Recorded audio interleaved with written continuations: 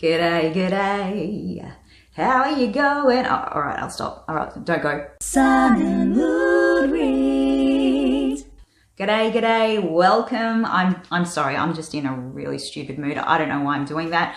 I'm obviously trying to hint to you that I'm going to be reviewing an Aussie book today, but you're right. No need to resort to stereotypes. Don't mean to be one big walking stereotype today, but really, am I really an Aussie stereotype? You know, I forget that I don't look like Nicole Kidman. But anyway, whatever it is I'm doing right now, I'm sorry. Let's get on to the review. I will be sharing my thoughts on an Aussie book, The Wife and the Widow by Christian White. This is Christian White's second book. The first book, The Nowhere Child, is actually in my top 5 favorite books ever. I did share my thoughts about The Nowhere Child in a previous video, but wow, Christian White, he has done it again. He's just brilliant at just edge of your seat, mystery, crime, thriller books. And The Wife and the Widow was just as mind-bendingly good as The Nowhere Child. Perhaps even better? Or maybe I've forgotten how brilliant his writing is, I don't know. But I was hooked from the get-go. Again, brilliantly crafted crime thriller. But this may be topping The Nowhere Child because it did have an extra grasp on me for a few reasons, which I am about to reveal. But first, a quick summary. The story is set on a fictional island in Victoria, Australia, one where it's a family holiday during summer, but in the winter it's very quiet, cold and brooding. So each chapter alternates from a perspective of a wife and a widow. The wife is an island local who has come to terms with the evidence that her husband is a murderer. And the other perspective is from a woman who soon learns she has become a widow. Their circumstances are connected and secrets, deception, truth is all gradually uncovered in this brilliantly crafted story. The back of the book says it is a mind-bending power read, and it really is. I think this story really affected me because I was very connected with the setting. I'm pretty sure I know which island Christian White has based this on, being from Victoria. I'm pretty sure it's like a much more unforgiving, eerie, remote version of Phillip Island, which is situated in the coastal area of Bass Strait. I wanted to check that, so I Googled it, and yes, I was right. So when I visualized the setting, the island, you know, the ferry terminal, the beaches, the holiday houses, the weather, the locals, the tourists, every aspect of it, I had a very accurate and specific image. A part of the setting is a holiday house that the widow's family owns. My husband's family has a holiday in this island. We go to this holiday house every summer, like this particular family in the story. The similarities were uncanny. Around our holiday house, there is a huge estate property that wraps around the corner of the street. And there is mention of an old estate house on the corner of the street of this family's holiday house in the story. Like, what?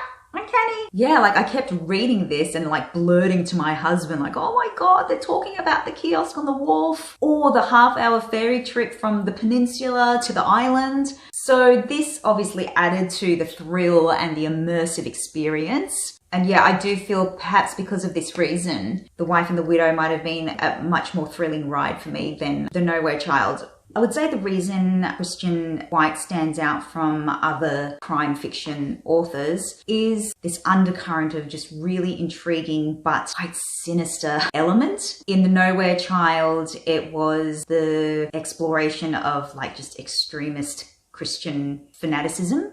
In The Wife and the Widow, I would say it is the setting, it is the atmosphere of the island, very similar to Broadchurch, that you would think the community, the locals are quite quaint, not much happening, but underneath there's just so much more going on. Deception, lies, death, murder.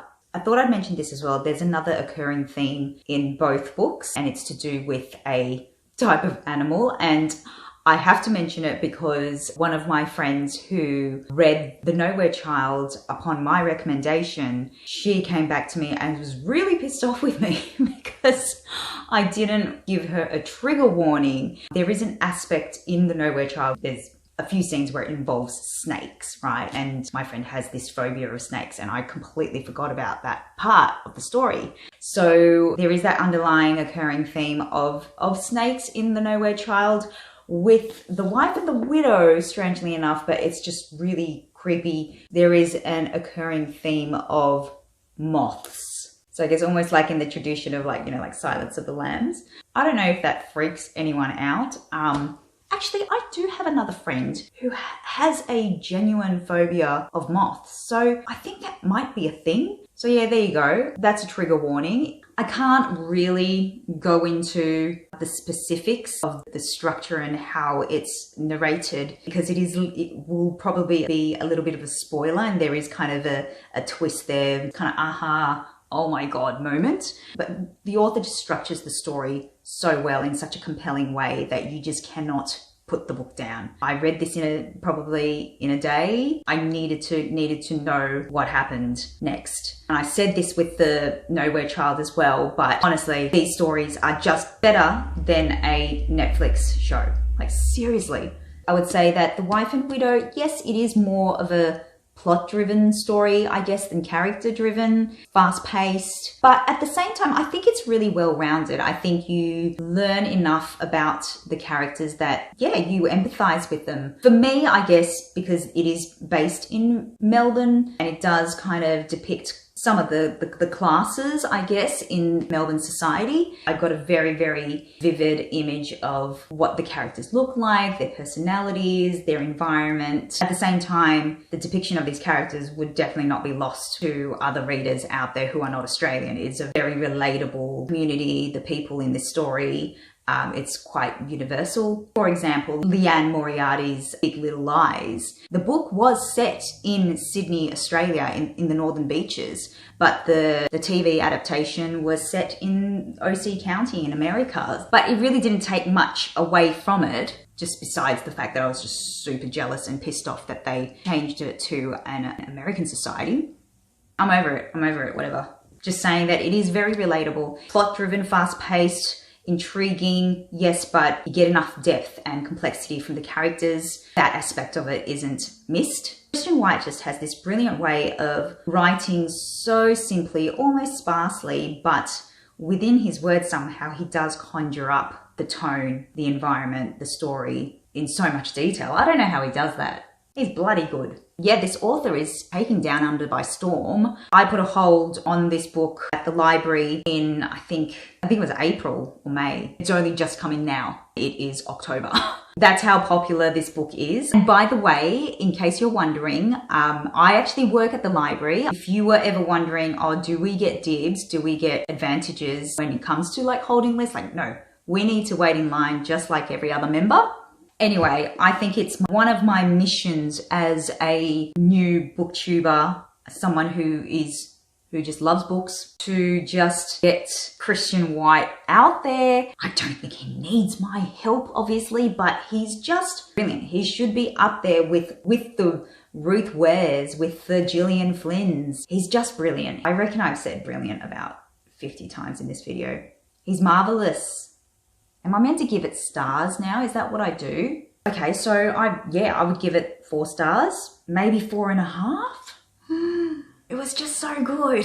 Yeah, I'm gonna say 4.5 stars. If you are a fan of Gillian Flynn, even Stephen King, I know Christian White is a big fan of Stephen King and has been influenced by his writing. If you're a fan of King, if you're a fan of Gillian Flynn, if you're a fan of Ruth Ware, all those just edge of your seat, crime mystery thrillers, you know, definitely give Christian White a go. The Wife and the Widow, The Nowhere Child.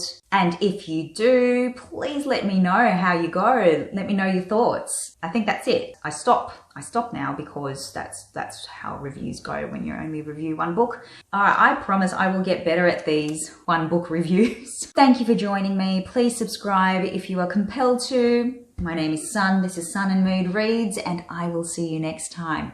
Bye. Sun and Mood Reads.